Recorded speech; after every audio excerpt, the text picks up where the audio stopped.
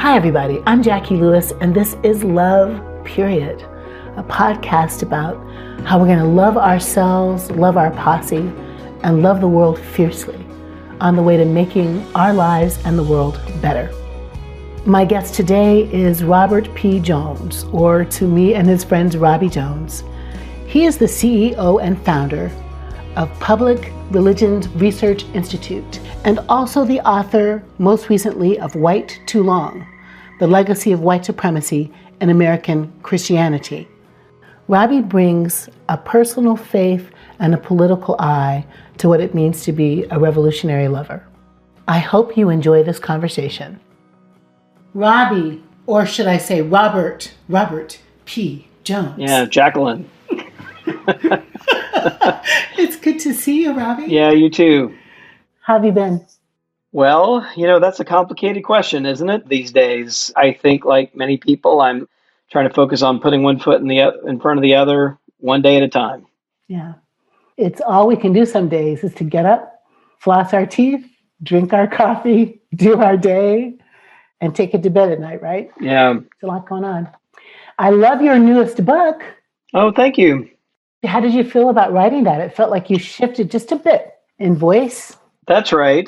As you know, my day job at PRI, I often, am flying at 30,000 feet, looking at the demographic landscape. But, this one that was really trying to take on the legacy of white supremacy in American Christianity was just unavoidably personal, so I wrestled a little bit about that. I don't write in the first person very easily or often, but I decided that for this one, I began the book. The first sentence in the book has the word I in it. The last sentence in the book has the word us in it. So I just knew I had to write that. I mean, as a white Christian who grew up in Mississippi, this is kind of part of my story and my family's story. And even if I pretended I wasn't, I was going to be writing it from that perspective. So, I figured it's better to put that on the page and have my journey be part of the book.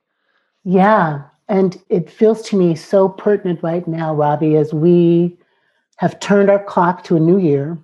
We're turning our faces, as you and I are talking, toward the inauguration. And therefore, right in our rearview mirror is the events of that first week in January and the insurrection and the impeachment conversation. If you were talking to the folks who were in the Capitol storming it were listening to our podcast, let me put it that way, what do you want to say to people about love in this time of COVID and sort of tense politics? Yeah, well, we didn't see a lot of love from those images. And we saw violence, we saw white supremacy, we saw Christian banners and symbols, which are supposed to be symbols of love, right? Greater love have no person, all right? Then all of that, you will know them by their love, right? All those kind of passages, out of the Bible. And yet, I don't think that's what we conclude, I think, from there. The thing I would say is that, and I wrote a piece, last week out of my reflections here, just saying, but we do have to take seriously the fact that, these symbols of white supremacy, the Confederate flag, neo-Nazi imagery, things like someone wearing a Camp Auschwitz hoodie, all these other white supremacist symbols were so comfortably carried alongside of like the Christian flag, right? This white flag with a blue canton in the upper corner with a red cross in it. This is the official flag. It was adopted by the Federal Council of Churches in 1942. It sits in many sanctuaries across the country, including the one. I mean, there were two things on the platform behind the pulpit in the evangelical church I grew up in, was the American flag on one side and the Christian flag on the other. And to see that carried as part of an insurrection side by side with the Confederate flag, just quite disturbing. But I think we have to take that seriously about how so many of our churches, and particularly white Christian churches, have been taken over really by a politics of fear and loss rather than a politics of love. Right. A politics of fear and loss. And so where did the love go? I'm having Tina Turner in my head. What's love got to do with it?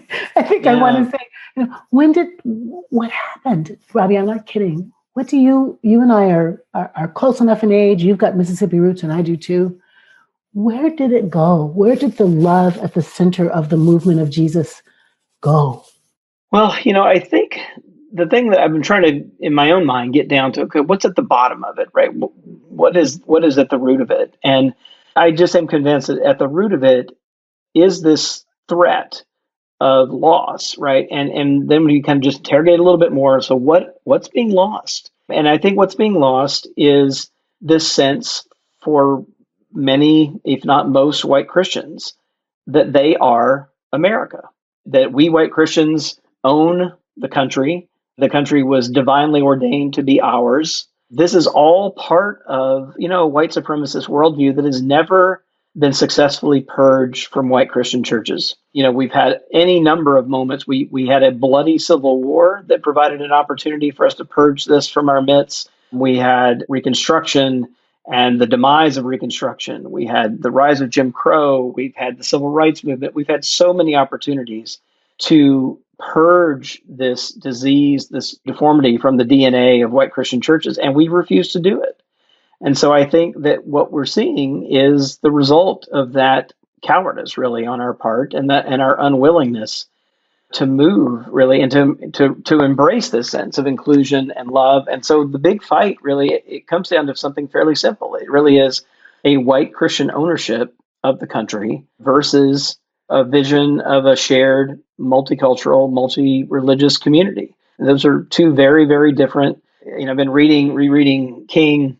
I reread Letter from Birmingham Jail, which I would say like everyone should be rereading Letter from Birmingham Jail right now. And even, title of this book, like, where do we go from here? Chaos or community? And I feel like that's what's sitting in front of us, chaos and fear, with this sense of loss of something that was never Christian and was never really democratic. This kind of unilateral ownership by one religious and ethnic group versus the promise that the country has always held out but never quite achieved. Yeah. I mean, when you say that, I feel like there's not so much to add. I've really been digging around and to the foundation of our nation as I've been working on a book about fierce love and just thinking, especially when I hear people say, Robbie, this is not who we are. I say, oh, well, I mean, speaking of the Bible, like the truth will set us free. This is exactly who we are. Sadly, it is who we have been as a person of color. I think about, the papal bull that says, go ye and take the land from the heathens, and anything you find you can have. I think about the doctrine of discovery. I think about how the indigenous people were treated here in this land. My church, the Dutch Reformed Church, are the people who took Mannahatta from the Lenape, some slave owners in our ecclesiastical history. And I know that our podcast is called Love Period, so we're thinking a lot about love in a personal way. But I also think, sometimes I think, Robbie, the white people who cannot imagine a multi-ethnic, multicultural world, I find myself thinking, do you love yourself? I really do think, I do wonder about that. That if something happened that was around the axis of shame, or I don't know, but the way I would feel good about myself is because I would have so much power and you don't have any room in the nation, and there we go. But if at base there was more love, more self-love, would there be more other love? Would there be more empathy, right? Would there be more kindness? Does that sound too namby-pamby, or is that worth? No, I mean, as you know, I spent a lot of time with a lot of African-American writers because as a, white Christian, that was what I needed to kind of help. So here I am. So I've got a seminary degree. I've got a Ph.D. in religion. I'm 52 years old. So I've had a lot of time to think about this and just realizing that, the white Christianity I grew up with gave me very few tools to get leverage on this. And so reading Toni Morrison and James Baldwin and Howard Thurman and King and Cone, and to sort of just steep myself in that a bit to help kind of break out of this, even even more get leverage on the world that I grew up with. But there was, I do think that this goes so deeply, but I think psychologically you're pointing to something really important, is that, at the end of the day, there's a kind of desperate grasping, right, at something, right, that is at the heart of this, a panicky, apocalyptic kind of feel. And that is not a place of mental health, right? I mean, that is a place of deep psychic disturbance.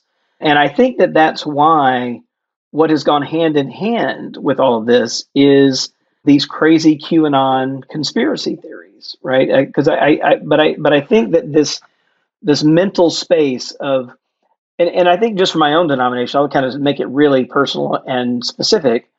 The Southern Baptist Convention, which is the churches that I grew up in and where my seminary degree comes from, was formed in 1845 specifically over the issue of whether it was appropriate and legitimate for a Christian clergy member to enslave other people.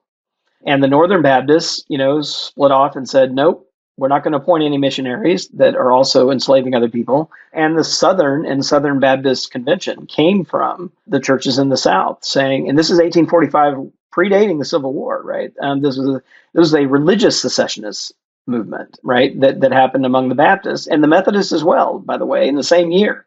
And so if you take that seriously and you just pause and you sit with that, right, that's the genesis moment of my home denomination, of making and declaring the gospel of Jesus Christ to be compatible with the enslavement of other human beings based on the color of their skin. Lord have mercy. Right. And if you take that seriously and you ask, what sort of mental and spiritual damage do you have to do to yourself to hold those two things together for 200 years? Then I think we're pretty clear on, I think, James Baldwin wrote about, that he said, he'd hear many African Americans talking about whites, and particularly white Christians, who were the most, self-congratulatory among the segregationists, saying that they saw them as slightly insane, right? As actually mentally ill because of having to hold these things together that at the end of the day can't fully hold.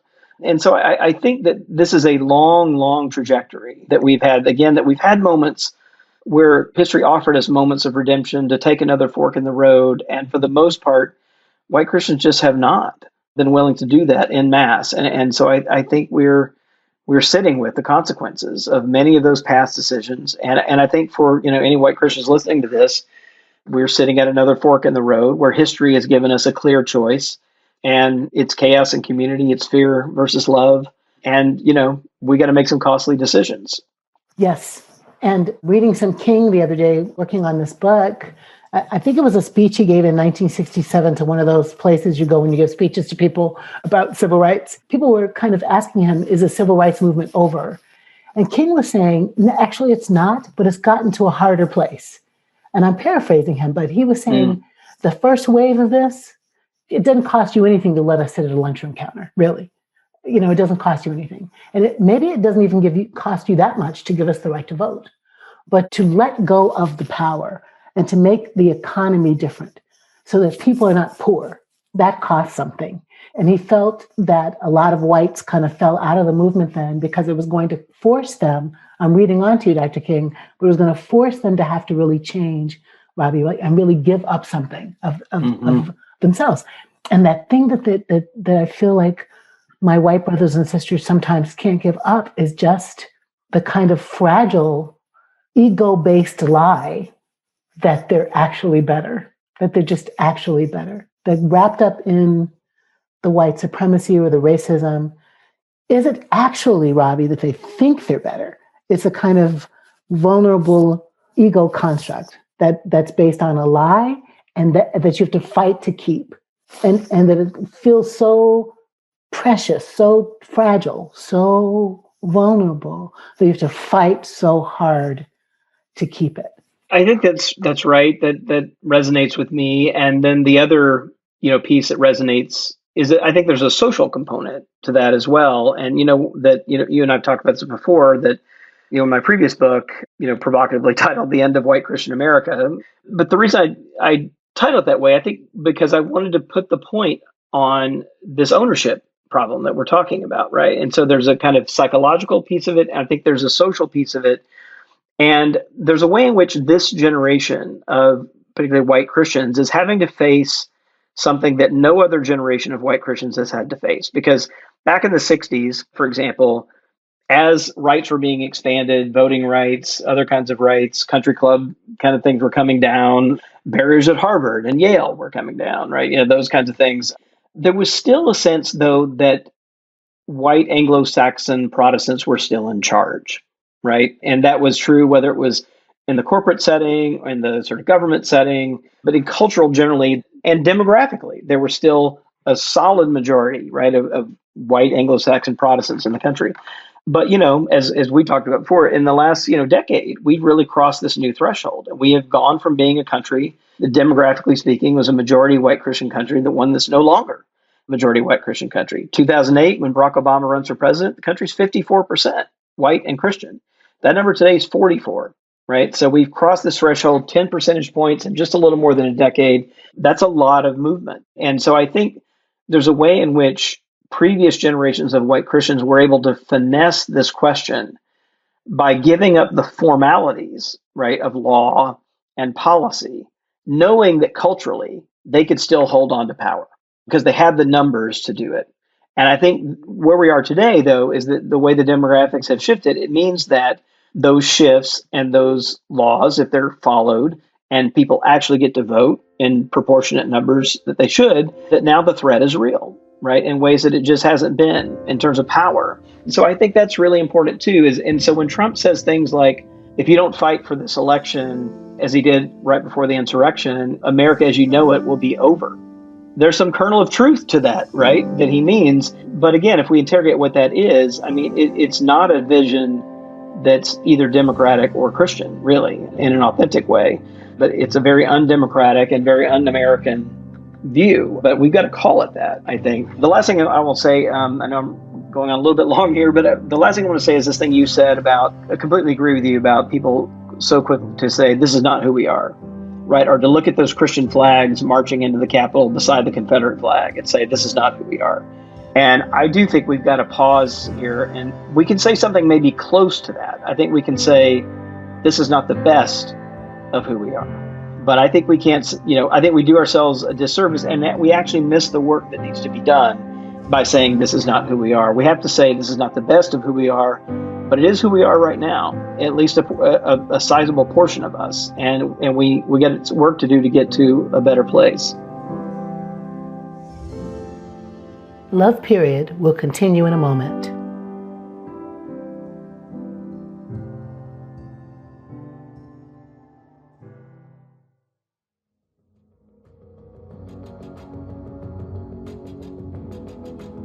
So you're a white 52-year-old, highly educated researcher who writes beautiful books and has a great family.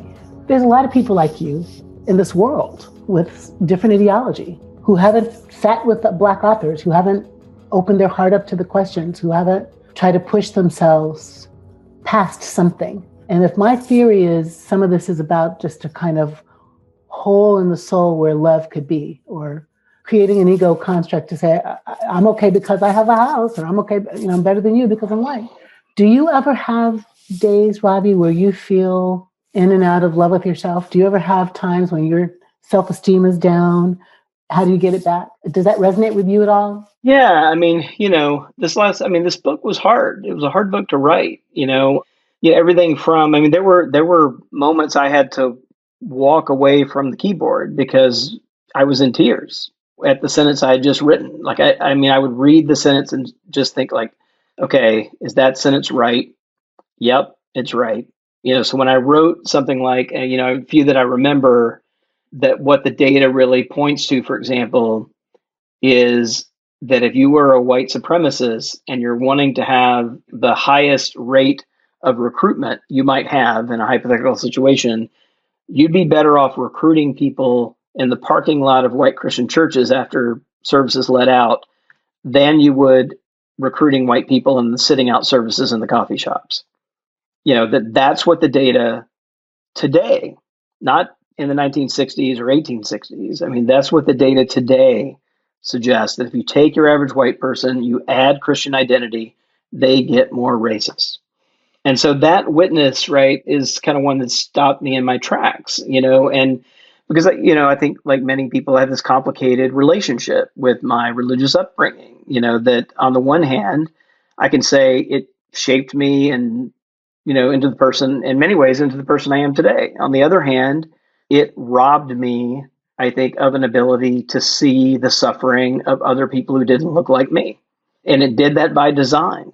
And so coming to terms with that and did some genealogical research And being, through the kind of miracle of, digitized documents today, seeing the handwritten estate ledger from my sixth great uncle in Middle Georgia, who delineated the property. When he died, it was kind of this list of inventory of it. It literally said the chattels and goods of Pleasant Moon in 1815, and among those are 4 human beings listed. In that inventory, alongside things like a kitchen table and 6 chairs. And so seeing that and taking that seriously, staring at those, especially with those handwritten documents, where it just, I think, makes it more kind of alive and closer to you. Yeah, sure, there were some moments of despair. I think of kind of thinking like, okay, is this not just too big to even untie? But I do think we're at another moment. There's been a number of other moments, but I think we're at another moment of reckoning. And so I think that has kind of given me some hope. I think, seeing things like just this last week. So we on the one hand, we saw the Christian flag and Confederate flag being paraded together in an insurrection at the Capitol. We also saw just 2 days ago, for the first time in my home state of Mississippi, a flag rise above the state Capitol building that did not include the Confederate battle flag, right? And so these things are both happening, right? And so I think if I'm finding places to lean in and hope and find space for love and repair and all those kinds of things that contribute to helping us move forward, it's I think seeing some moments, like that. And I should say that despite Mississippi overwhelmingly voted to put Trump back into office, at the same time, there's this movement against the Confederate flag in the state of Mississippi, and the Mississippi Baptist Convention came out opposing the Confederate flag, this past year, which they've never done. So it's all jumbled up, and I think that the possibilities are there, but it's going to take us all putting our shoulders to the right wheel to move us forward. Amen. Do you know Genesis B? Do you know the name Genesis B? Mm-mm. Genesis is a young African-American woman, biracial young woman, Muslim artist, rap artist. She does BE, Genesis B. She worked on this Mississippi flag project through the Moral Courage Project, or Shadmanji's Moral Courage Project. I'm so proud of her. She just kept pushing. She did art. She famously one time made the flag into a noose at a nightclub when she was doing a gig. Anjanou Ellis is an actress friend of mine. They both work on this. So I'm really proud of that work. And I'm really proud because 2 activists or 10 activists don't change the story. 25 activists don't change it. White hearts had to change, right? Legislative hearts had to change. So I'm proud of that. So those Mississippi people are your people and my people, right? Yeah. My mom is from Rollville. My dad is from Meridian. Where are you from? Jackson. My aunt lives in Jackson now. When white people that are your posse, Robbie, act out, show their stanky parts, do you feel disaffected from them? Do you fall away from them? Do you fall back in love with them? Do you have relatives that you go in and out of relationship with because of the difference in your politic? I mean, I'm just curious about that. Yeah, I think like many whites and white Christians, it's especially those who are trying to take this legacy of white supremacy seriously, it's complicated. I titled the first chapter of my book, Seeing, Seeing, because I felt like that was the biggest problem, right? Is just seeing this legacy, just seeing this problem and how it's with us today. I think that's still part of the biggest problem. If there's anything positive, I think that might come out of this insurrection, and it is that these symbols of white supremacy and Christianity were so visible together, right? That the seeing part becomes much easier when you've got such a spectacle like that puts them out there in such symbolic ways there. But yeah, navigating this is really challenging. I mean, I've got, historically people in my family that supported President Trump, people who voted for Clinton and Biden, and so, yeah, it's a tricky thing to navigate. And I mean, to be honest with you, the so tricky, in fact, that like for me, just to be real personal about it, I did not send the manuscript of my book to my parents until after it was done.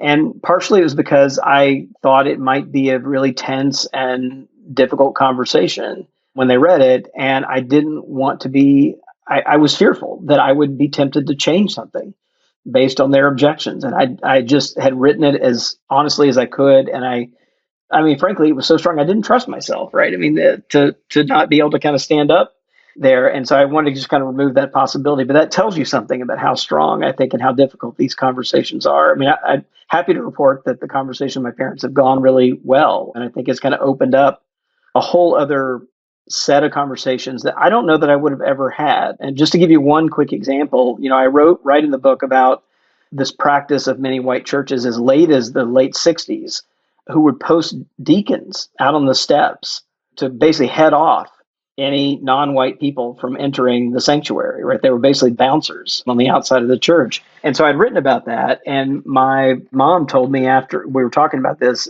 afterward that my grandfather had played that role at East Macon Baptist Church.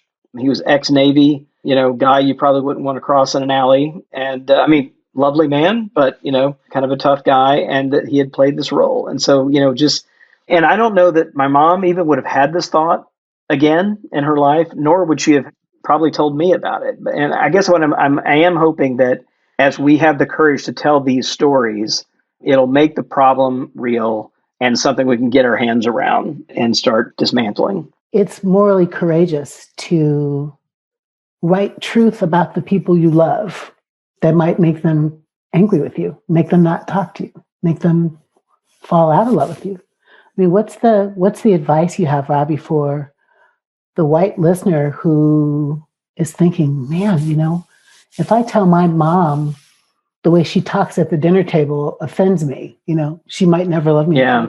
How do we navigate the truth and love, dynamic? Well, it's interesting. Like, I think it's literally a matter of life and death for white Christian churches.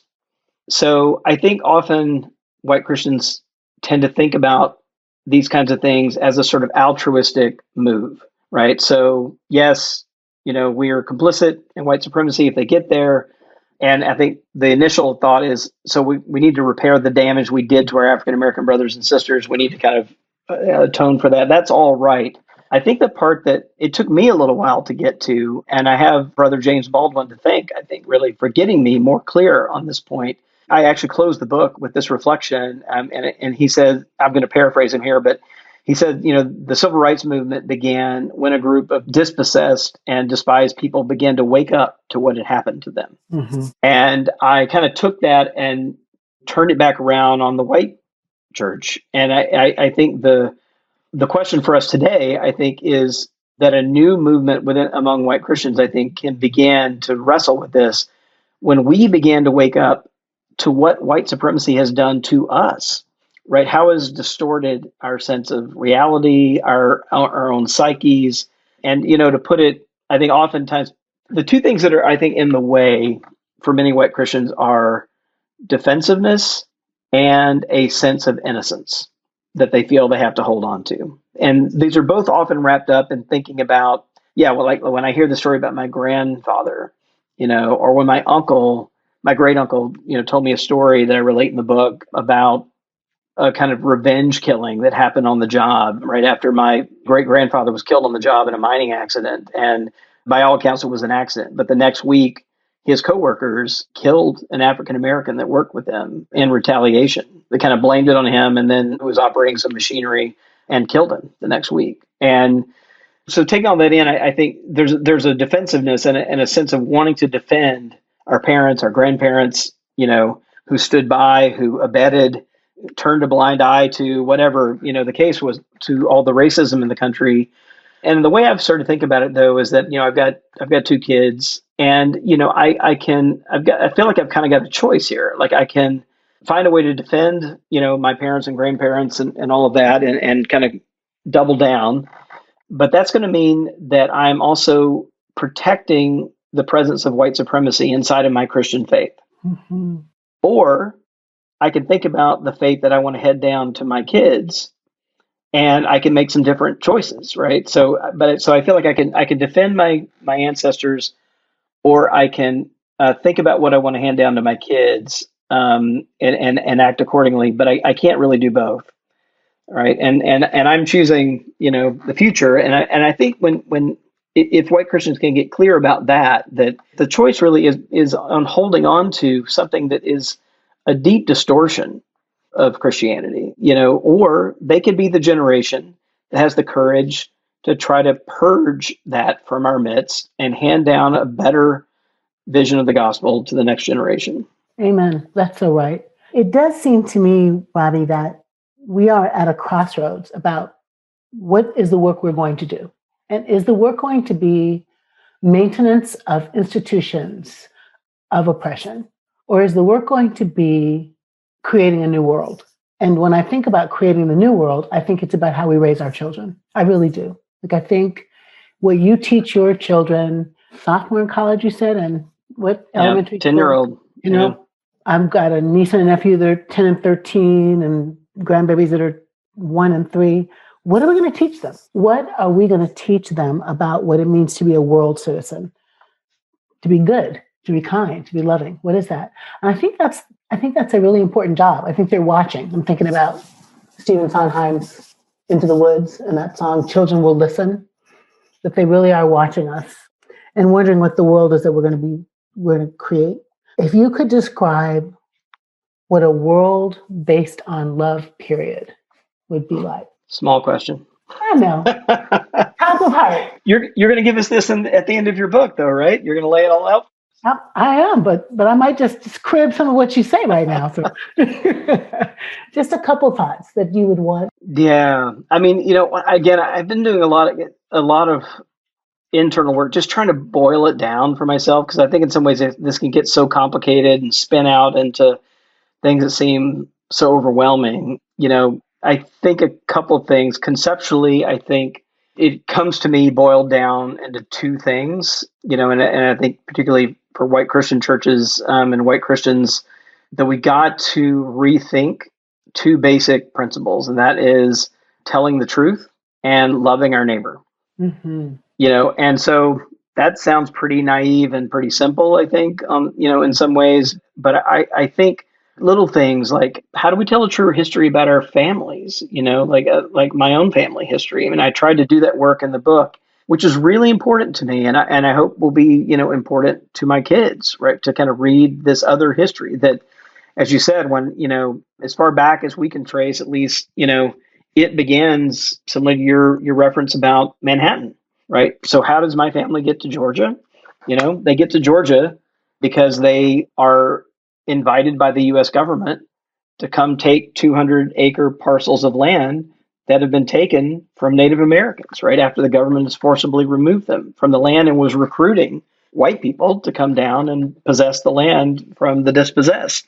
And so, being clear about that, clear about our slave owning history and complicity and segregation, how all that is played out, I think is really important.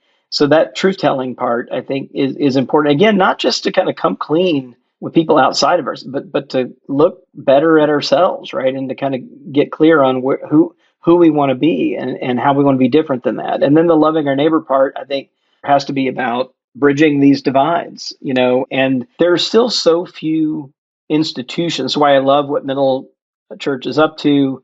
There are so few institutions, whether they're churches or civic organizations, that enable people to come together across lines of racial difference.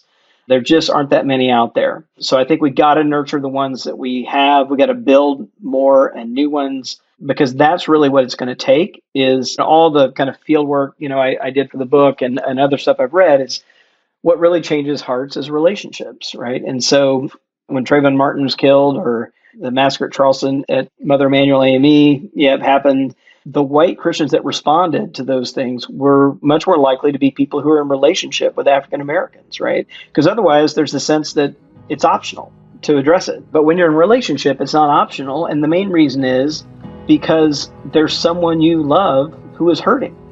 And, it draws you into a response. And so I think that building those connections. So, again, I think it's, how do we better tell the truth, and how do we better love our neighbors and expand who we think of as our neighbors, I think really comes conceptually. I think, those are the two things that really have stayed with me out of this work. That's awesome. Robbie, what do you know for sure about love? Well, I'm going to show my Baptist roots here, my Bible roots, which I don't tend to trot out quite so quickly most days. But, the thing, I thought about earlier when we were talking, this passage of, perfect love casts out all fear. So right at the heart of what we've been talking about is this fearfulness and this kind of desperate grasping after ownership of the country and supremacy, really. I mean, it really is about that, of being in a place that's in an unjust way over others, And so moving away from that, and it is fear that motivates that kind of desperate grasping, but I think hoping we can find a place, and I've been so grateful to hear the Biden administration talking about healing the soul of the nation in that kind of language. I want to be careful to say, we have to do that with justice, right? I mean, that's really important. We can't just go willy-nilly for reconciliation without any kind of accounting of what we're looking at and what we're facing. But I think the sense of love being calmer, more steadfast, and a better anchor for where we need to go in the country. King had this, the beloved community anchored in love. Funny thing is, I think for many white Christians who have felt so desperate for so long, this kind of calming place of love, I think is going to be a relief if we can get there. Yes. Yeah, I love the way you say a relief. And when you say that the image I have is something we can lay down in or lean into or rest in, that love could be a restive place. We need that. So Roddy, thank you. Thank you for talking to me about politics and love. Yeah, thank you. Be well. You too. Thanks, Jacqui. Love Period is Corey Pig, Paul Swanson, Izzy Spitz, Sarah Janzak, Jenna Kuiper, Sarah Palmer, Nicholas Kramer, and I'm Calista Brewster. This podcast is produced by the Center for Action and Contemplation, which is located in the heart of New Mexico, thanks to the generosity of our supporters. We also have other podcasts you might like. You can find those wherever you like to listen by searching for Center for Action and Contemplation, or visit us at cac.org to find out more about our other programs.